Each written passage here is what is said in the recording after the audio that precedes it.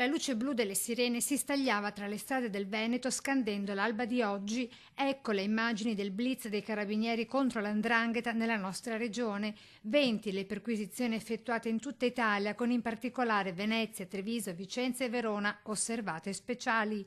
7 gli arrestati con il clan della famiglia dei calabresi Multari di Crotone, da 30 anni trasferitasi nel capoluogo scaligero e legata alla cosca di Nicolino Grande Aracri, da anni responsabili di gravi condotte illecite commesse con l'aggravante del metodo mafioso. A tutti, infatti, tra i vari e pesanti reati è stato contestato l'articolo 416 bis del Codice Penale, quello, per intenderci, legato all'associazione a delinquere di stampo mafioso, appunto. Si presentano come imprenditori e quindi trattano a pari con altri imprenditori locali.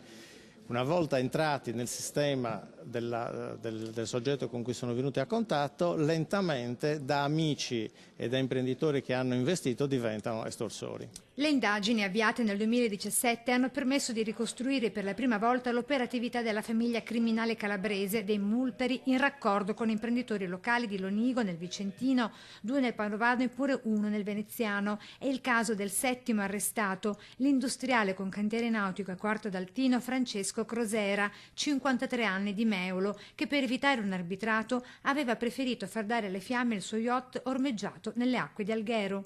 Era quello che aveva chiesto l'intervento per risolvere il problema, che non voleva risolvere per le vie legali. Questo è, come sottolineavo prima, un elemento di particolare pericolosità, perché non avevamo finora degli elementi che ci consentissero di dire che nel Veneto vi era un riconoscimento di questa capacità di intervento della criminalità organizzata.